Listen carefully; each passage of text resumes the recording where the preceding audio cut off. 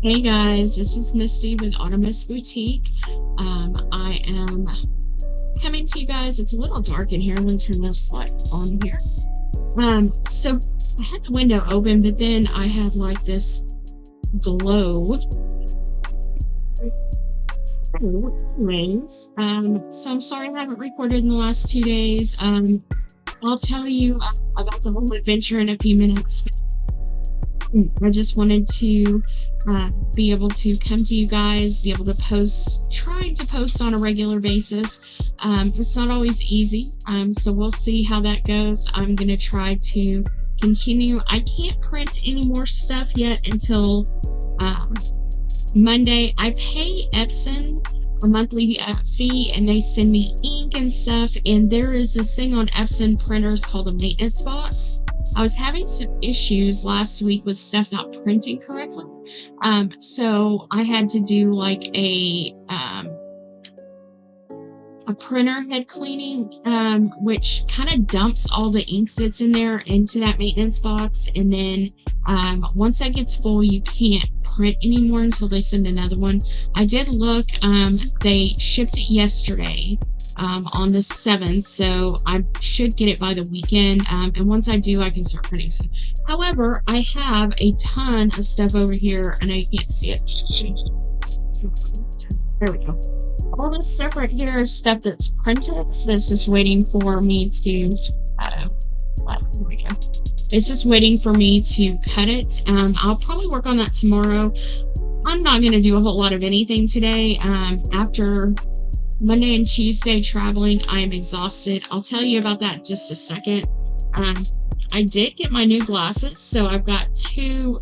I got the same frames as my old ones, so I still have the purple ones. And then I also got these, which I kind of like these. I don't really like the color. It kind of washes out on my face, so I may just wear these at home.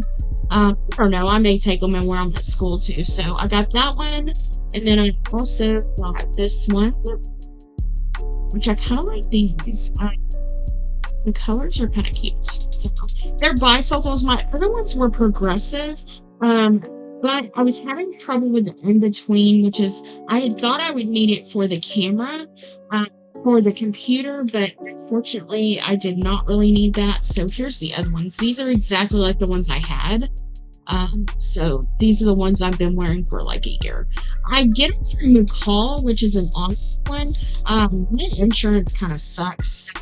It's actually cheaper for me to just buy them online. I get the prescription from my doctor, I upload it, and they usually have deals. Last year it was like buy one, get one free. This year it was like buy two, get one free. So I got 3 sets of glasses, like less than $150.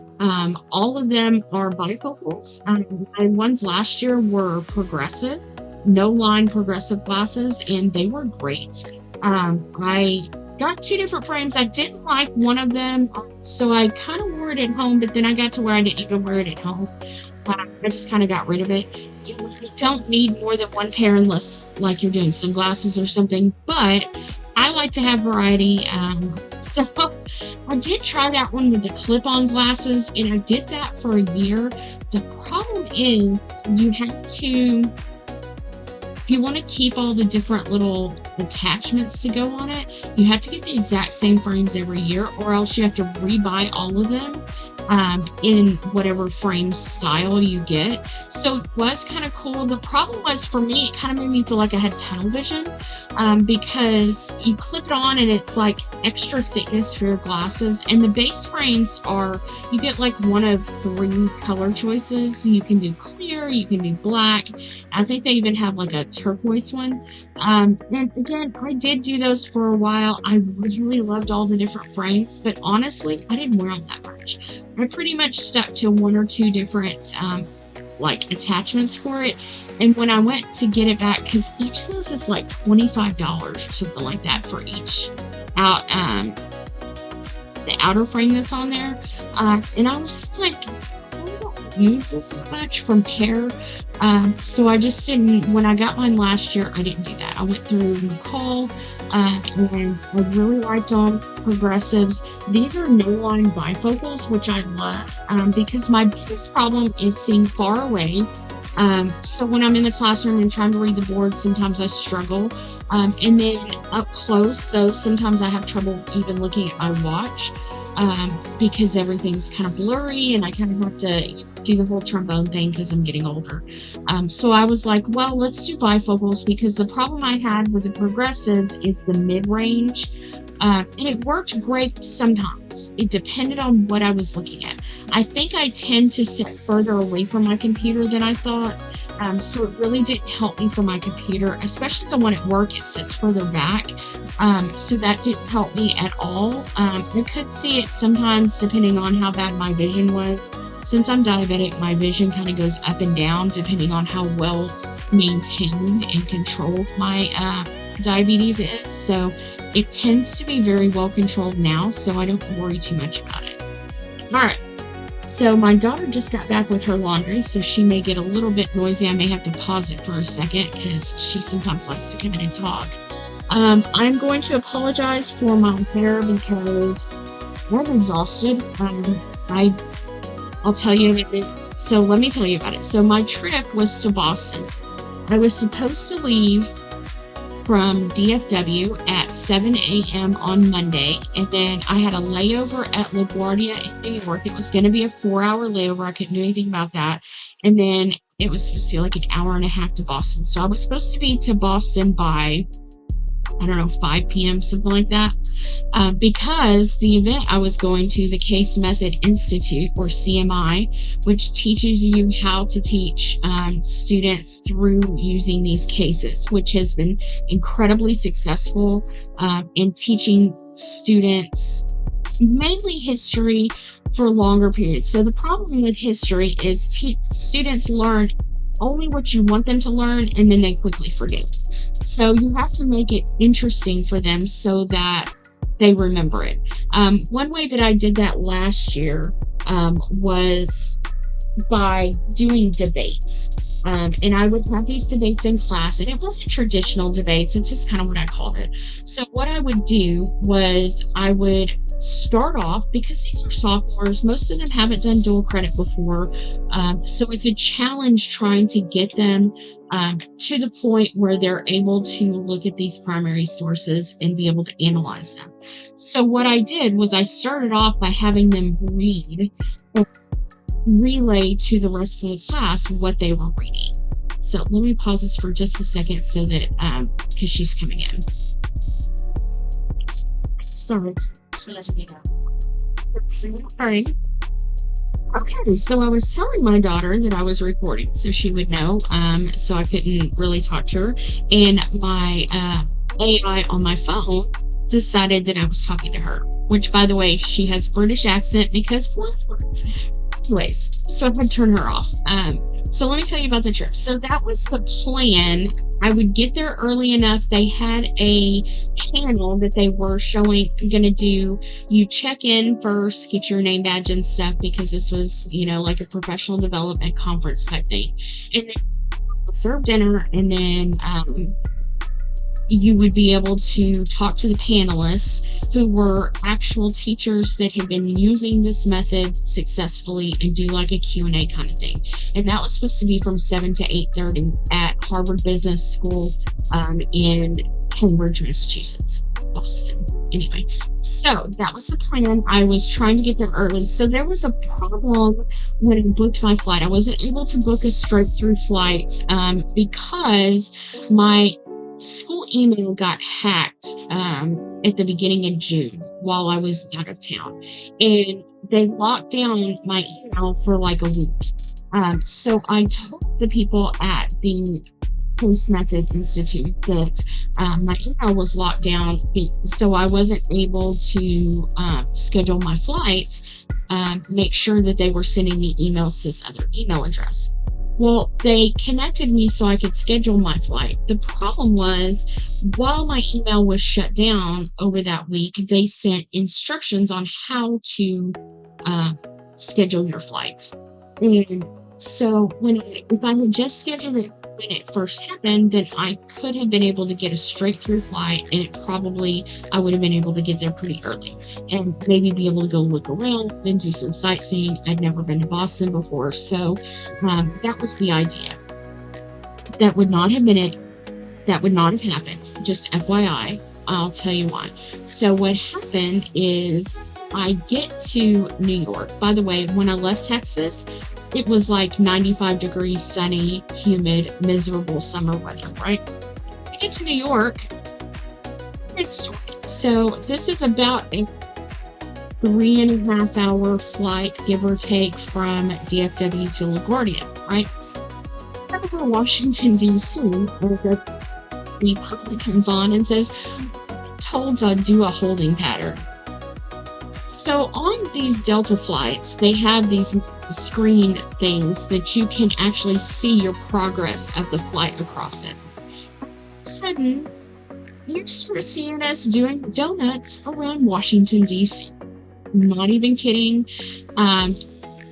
Did not know that was on my bingo card, to do donuts in a plane over Washington, D.C. If you know me, you know why that's hilarious. Do that for 45 minutes. And then he's like, okay, we've been cleared to land. So we go on another 10 or 15 minutes, and then we land at LaGuardia. There's bad weather system in LaGuardia. So he's like, we're going to have turbulence because we're coming down through this storm, and it is pouring down rain at LaGuardia. And I'm like, awesome. Not a huge fan of flying to start with.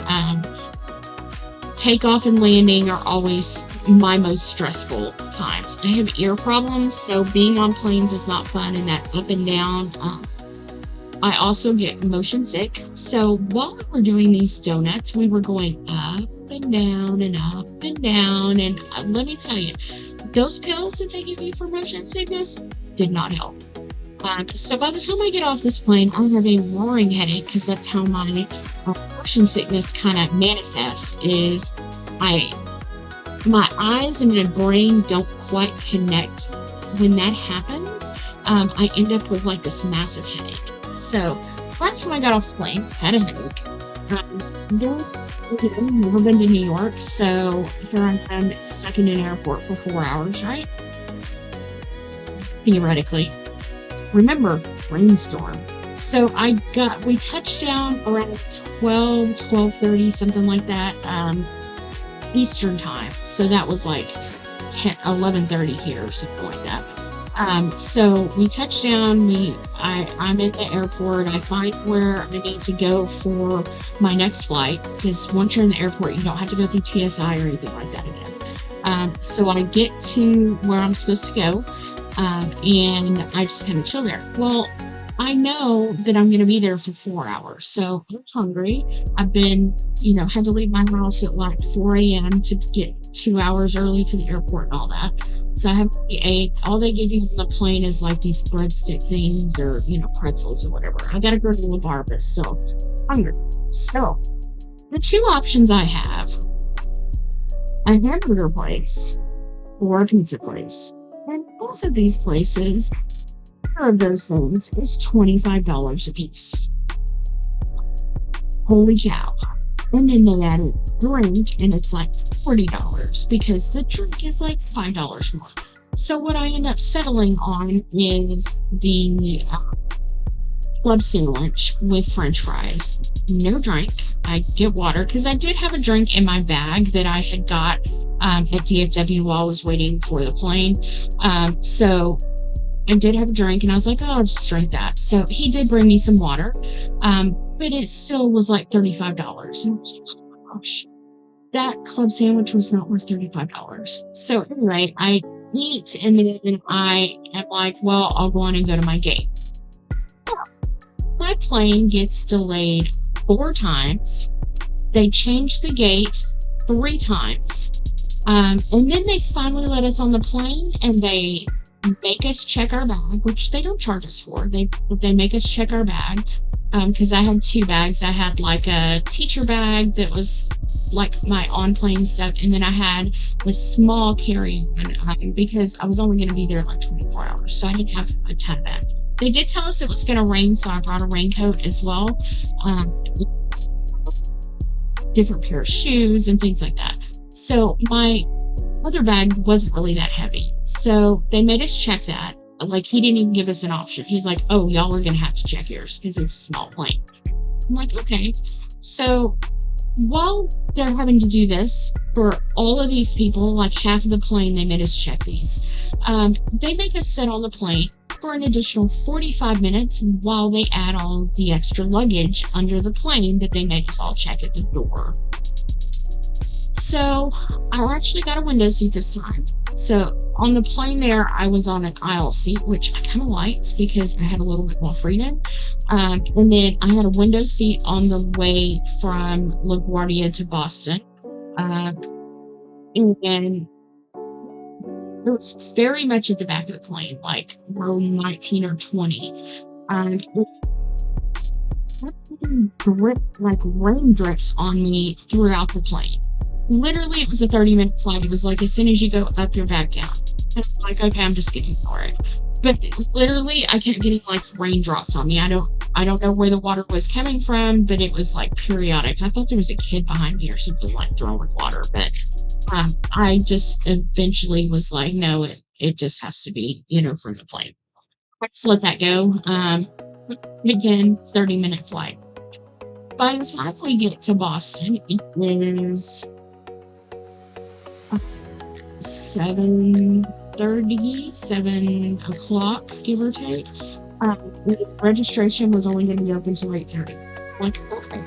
So I register, or I do not get to register. So your options to get from the airport to the campus are, there's no shuttle available. You can ride the public transportation, which is free. You have to take two different things to get there, and then two different buses. Or you can pay rideshare, or you can take taxi. Rideshare and taxi to go from there to Cambridge, $40+. I don't know about y'all, but I don't have that much. So I was like, okay, I'll take they gave us directions on how to get on the bus and to get there. So I took the bus, which was, pretty straightforward.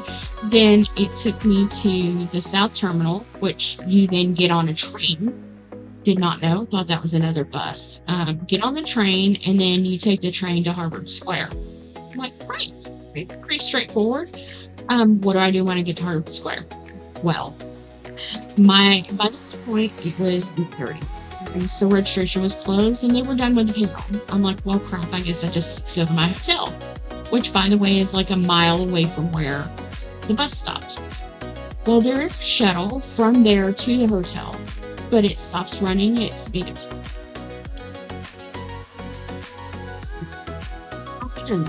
Took two buses that I don't know where they're at. I don't know where they drop off at or pick up, and you have to pay for these buses. They're not free. I'm like, great. My brilliant idea, I pull it up on my phone. I'm like, it's a mile. I'll just walk it. It's not raining at this point, by the way. It was not raining. It wasn't hot, and it was, however, a little dark. I would not encourage somebody to do this in the future. And if I had, my daughter had done it, I would have been like, you're out of your mind. Don't do this. It's not safe. But at the time, those thoughts did not run through my head. I was just like, I can do this. I'll be fine. I can walk a mile. It's not going to kill me. So I walked to the hotel. I did get mildly lost a little. I did try to find the shuttle, which was a little bit out of the way. It was not running by that point. So I did walk across the bridge and to my hotel. I did not realize how close my hotel was to where the Harvard Business School. Literally, I think I walked right past it going to my hotel. Get to the hotel, it's like 10 o'clock at this point. So I was telling the lady when I checked into the hotel.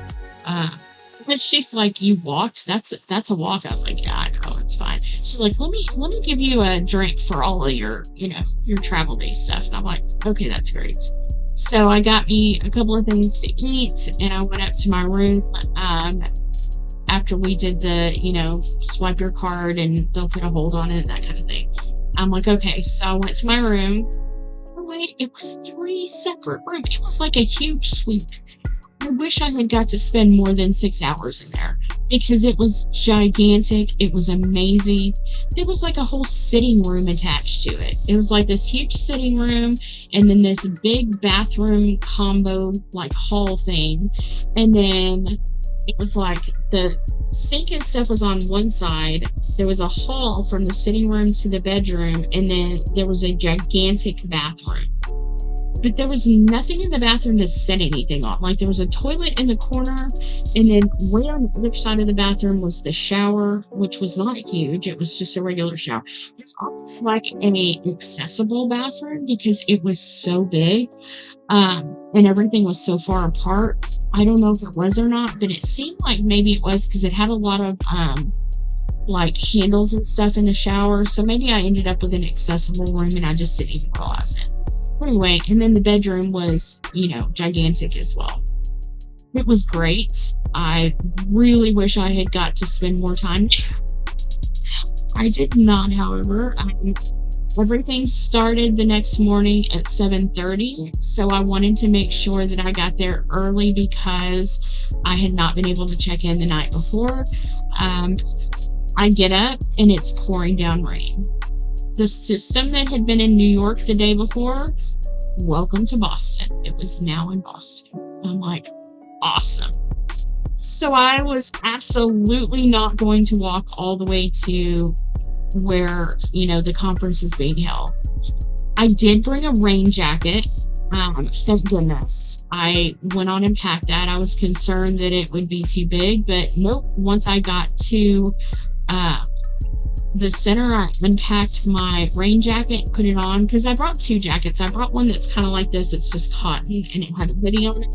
That's what I wore out of the hotel. And then I did an Uber, which, by the way, $6 I overspent. I did the Uber, and then he took me directly to basically the gates of where I needed to be. Because we were all leaving after this, our hotels were only checked for 1 day. Everybody had their luggage with us, so we just brought our luggage, and they had a holding room. We could put our luggage in until the end of the day, unless you were paying extra for your room. And so that was not available when I first got there because I wanted to make sure I was there early. So I just had to hang on to that till the room opened. I had to wait for them to finish with breakfast too. It was just a continental breakfast. It was like yogurt and parfait and some croissants, and that was pretty much it. It was not a breakfast. If they do it in the future, I would suggest them to actually do food, because it seemed ill prepared for the food. That was the one downside of it. It really did not have much food. So I did eat that, and then everything was supposed to start at 8:30, which we got to pretty much have most of the day where Dr. Moss, which is the head of the program, got to talk to us about all the things that we were going to be learning that day, which was a specific case. I can't tell you too much about it because there's strict confidentiality surrounding all the material. If you're interested in it, go to Case Method Institute, and you can sign up for it, do an online training, and you can have free access to all the material. You just can't share it. They want to ensure that it's available to everybody. It is an amazing program, and I cannot wait to get started. I think the kids are going to love it.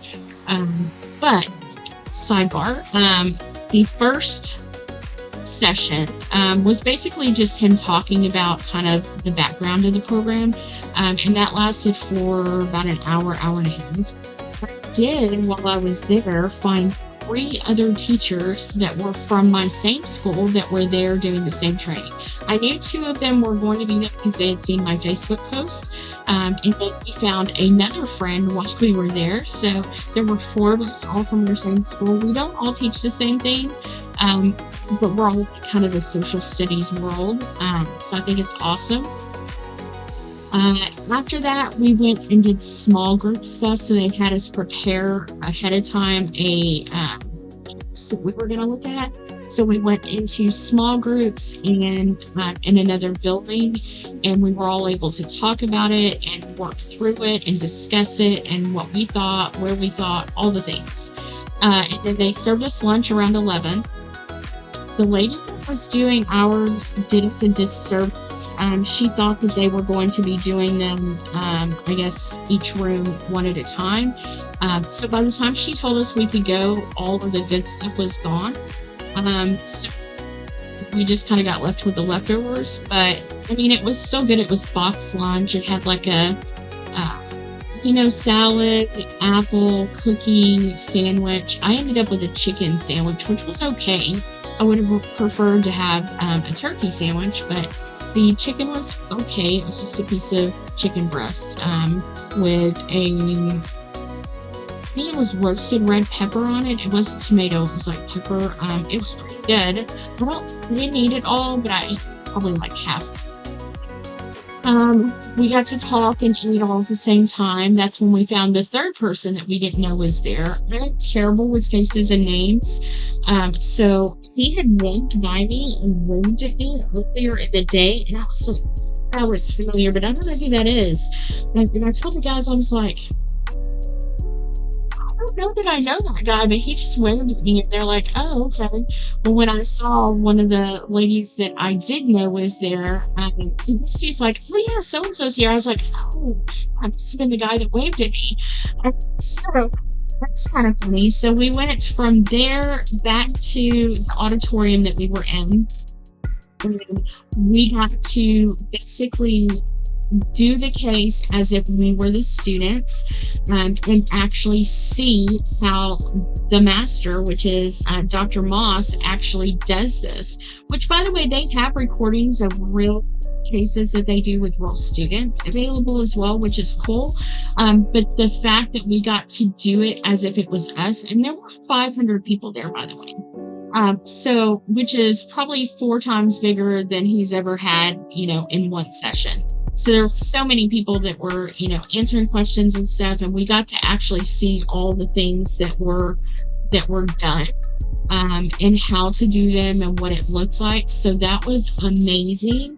And then after that, after about an hour and a half, we got a snack break, and then he answered questions and kind of went through the teacher part of it. This is what you're going to see, this is what you're going to do, this is how you're going to do it, all of those things. And then people were asking questions. So after that, everybody pretty much left. They did, by the way, it was raining off and on all day. Every time we went somewhere, it was pouring down rain. So they did get us shuttles from the campus to the airport, which I wish they had done that from the airport to the campus, but they did not. So that was good. We didn't have to worry about getting back to, the airport, figuring out where to go and all that. They had 2 groups. They had a 4 o'clock group and then a 4:30 group, and they had 3 buses. So my plane wasn't supposed to leave until 7:20, but as soon as I got on the bus, I started getting delayed. Messages saying that they were delayed because everything was going to be over by like 3 in the afternoon. They told us we had to have our flights for that night after 6 p.m. Well, unfortunately, because of that, the soonest flight I could take was 7:20. I did get a straight through flight on the way home, which was, it's like 4.5 hours, but there's like an hour time difference where you lose an hour crossing into Central Time Zone. So it's like 2.5, 3 hours is what they say. Anyway, I started getting delays as soon as I got on the bus. Everybody started getting delays because, again, weather, it was pouring. So my first delay was a 30-minute delay. By the time I got to the airport, there was a second delay already there. So I got really agitated. I was extremely tired by this point, and when I'm tired, I am the world's grumpiest person. So I was extremely tired. I had been up. I didn't get much sleep the night before. So I got really pissy with the TSA people, which, by the way, if you're going to get pissy with something, probably not the people to get pissy with. But I was annoyed. I've been through 5 airports in the last 3 weeks, give or take. And I never had this much difficulty getting through the airport because I have real ID, I had my boarding pass, I had all the things. Well, as soon as I got up there, before I even entered the TSA line, they wanted me to show them my boarding pass before I could even get in the TSA lane. I'm like, okay, that's weird. Why are they holding people up with that? So I showed him my boarding pass. He let me go. Before I got to the first turn in the TSA lane, there was 2 more TSA guys down there demanding that I show them my ID or passport. I didn't realize that's what they wanted to start with. I thought they wanted the boarding pass. I'm like, dude, I just showed this guy that. And now, no, you need to give us your ID right now. Passport or ID. I'm like, I'm not even up at the where y'all checked it. Why did you need to give it to me right now? I mean, they were. And if you know me, I do not do well when you push. So I just got pissy back and almost threw my ID at him. I was so aggravated. I just then I have to like walk around in circles like 2 different times because you know how they have those where they wrap around. There's nobody in line. Literally nobody. By the time I get up there, I'm so aggravated by this point that I asked the guy, I'm like, I've been through 5 airports in the last 3 weeks, and I have never had so much trouble before I even get to this stupid TSA line. And I was like, why exactly do you have 3 other people asking for all the things that you're about to check before people even get up there? And he looked at me and goes, are you for real? I actually am. Look around. Excuse my language. And he's like, then he's getting all condescending. He's like, well, they're checking to make sure you have a boarding pass. And then they're also verifying that you have your real ID or passport. And then you're gonna also check all of that because we have to scan the boarding pass. You scan our ID. And then you take a picture of me to make sure that that is the same person on there. And he's like, yes. It's for your protection. I'm like, dude, I think it's more for your protection than mine. So anyway, I got past there. I go through the scanning thing. By this point, I was incredibly pissed off and aggravated. Drink that you have and throw it away. God forbid you take in a half-drinking Coke that, you go for somewhere else and you're not going to pay the ridiculously high airport price to get the same freaking Coke that you now are having to toss. Then they made me take electronics out of my bag. By the way, some airports do that, some of them don't. Not only do I have to take it out, I have to take it out and put it in a separate bucket. So now I now have 3 separate buckets because I have to have a separate one for each of my bags. And I'm like, what? You want me to open my bag here too so you can look through the whole thing before it even goes through the scanner? And she's like, yeah. So I took my drink and I tossed it in the trash. And of course I missed the trash and they got all pissy. They're like, you need to go put that up right then. And I'm like, yeah.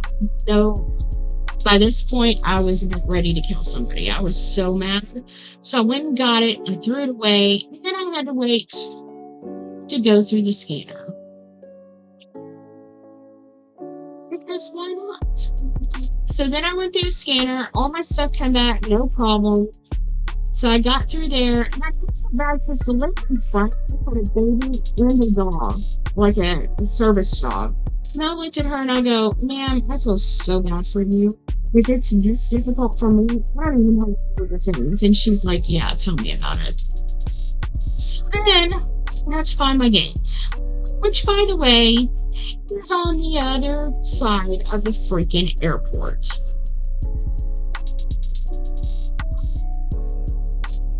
but I then have to go to the other end of the airport because, of course. And I will say, once I got to where the gate was, it was nice there. Like, it was a huge open area. They had lots and lots of chairs, which I was super happy for. The problem was, like, no planes because all planes were delayed. So I did get food before I went to the actual terminal, because once you get up there, there's like a food court in that section. So I got me some pizza, and then I went and spent a ridiculous amount on souvenirs in the gift shop. I got me and my daughter a couple of Harvard shirts, and then a keychain, and then, of course, cute little shot glasses, because why not? So then I got a Starbucks. So then I got coffee because you need coffee. And they also had a vending machine for Cheesecake Factory, so that was my dessert. And then I kind of sit down and chilled, waiting for my plane, which, by the way, was delayed twice more before it finally got there. Not end up leaving Boston till like 9:30. Which, by the way, was 2 hours after my plane was actually supposed to leave. So I was so tired. I tried to sleep on the plane because that meant I wasn't going to get home till like midnight, or later. So I couldn't sleep in the airport. I mean, you have to watch all your stuff. It's not safe to do that. So I didn't do any of that. I just kind of ate, and I have watched my fill of BTS over the last few days. By the time the plane started boarding, they didn't make us check our luggage, but Delta doesn't assign you a seat until literally you're at the gate. And it's completely random, like you don't get an option choice. So my seat, I'm a big girl, and my seat was literally in between two other people. I mean, it wasn't an uncomfortable seat, it was just a little area. And girl on the left of me, like, was trying to sleep the whole time, covered up in a blanket. At one point, she was actually laying on me, which I was burning up with. Once I got on the plane and we took off and all the things, I was trying to watch a movie. I tried to, have the headphones in and then watch a movie. That did not work. I couldn't sleep. So then I have restless leg syndrome. So it's really bad when I'm tired and I'm in a moving vehicle. My legs just jump around like crazy. Well, I tried and could not sleep. I had my night meds on me, so I went on and took the pill for my restless legs, which, by the way, took more than an hour to kick in. But once they finally stopped jumping, I was able to get a little bit of sleep. I slept for about an hour and a half, give or take. And then they woke us all up to tell us we were landing. We landed right at midnight Central Time, so that would have been 1 a.m. in Boston. And I went and got in my car, and then I turned all of my, airplane mode stuff off on my phone and my watch. But for some reason, it took my GPS forever to update. So I started leaving the airport, and my GPS was just going round and round, and it just would not figure out where I was actually at. And then it rerouted me because I guess I took a wrong turn somewhere. So I finally got home around 1:15 or so. My husband was asleep, but he had the light and the TV on. My daughter was awake. She was a little upset I did not call her while I was driving on the way home to make sure that I was okay and I was awake. I just drove straight there because I wanted to get home. I was tired. So I got home, and man, I was out. I didn't end up going to bed till about 2 because I had to unpack a few things because I had my meds and stuff like that in there. So I went to bed around 2, and then I slept till about 9:30 this morning. And got up because I didn't want to sleep too long because then I won't sleep tonight. So I thought about doing stuff, but I was like, nope, I don't want to do anything. I'm just going to go to bed. So that's what I did. I'm not going to show you the stuff that I printed off before I left. I will do that tomorrow. I will give you guys a sneak peek of the other stuff that I had done that y'all haven't seen yet, since I can't print anything.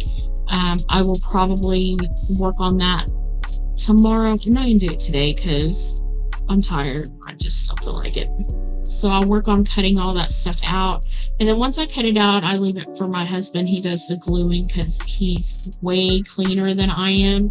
I'm kind of messy at it. So if you know me, my grandmother used to call me that messy autumn all the time because I was messy on everything. But that's me. That's okay. I don't mind. Anyway, so I'll do that tomorrow. I did a little bit of stuff on my planner. I'm trying to track stuff better than what I used to do. So this is my school planner. I got the Laurel Denise one because I've been seeing it and I love that it has the month up here, and I got it where it starts on a Monday, so my weekends are over here separate because I track this with my lessons and stuff. So on the left is the monthly, and then down here on the bottom are the daily dates. Like you can, instead of having them like way in the back, they are just down here. And there's a ton of different formats for it. But this is a small scout. They have them where the tabs are vertical. They have some where it has the month all on one side and the other side is like blank pages. So there's a lot of different ones depending on what you're looking for. They have them with the rings now, like the planner ring things, the big ones where you can, add your own stuff. I did not go for that. Like I said, I went for the Scout because that was the format that I liked.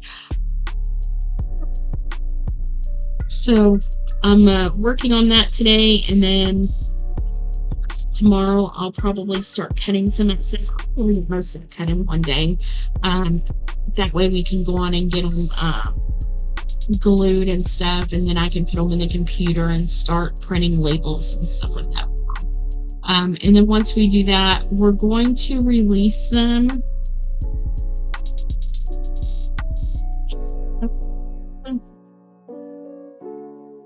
Say we're going to release them on the 23rd. So that's the 23rd of this month. That will be 2 weeks from Thursday. That gives us time to start doing promo and stuff for them for back to school. And that gives us plenty of time for people to be interested and start buying. So if you're interested, I will, like I said, I'll go through it. Once I get everything created and made, then my daughter will do she does the Facebook promo and stuff. So we'll start putting promo videos out.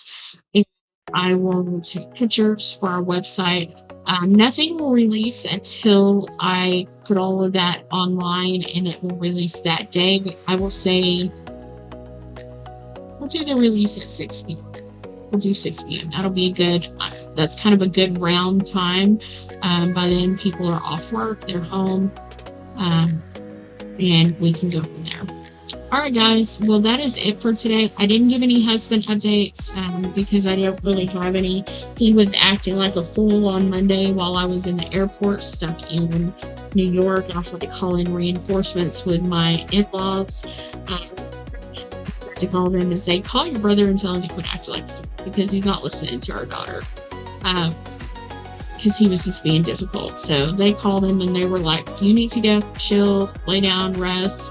So he did finally do that. And then right as I was trying to talk to them, like the Wi-Fi on the plane went off. So like I didn't get any more messages or anything.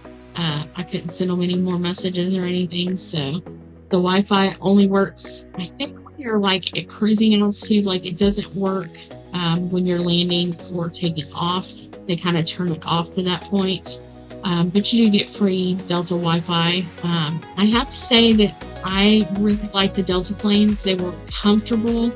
They were roomy. Of course, in the economy stuff, you're not going to get super roomy, but I had no complaints about any of them. They were really nice. I wish the one that was from LaGuardia to Boston had the monitors on there, but it did not. It was a different type of plane. It wasn't as big.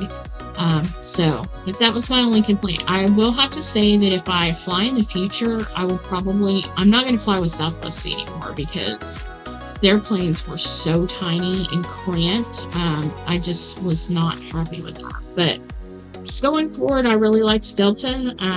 So we'll see kind of where we go. Next summer, I'm taking students to Europe. We're going to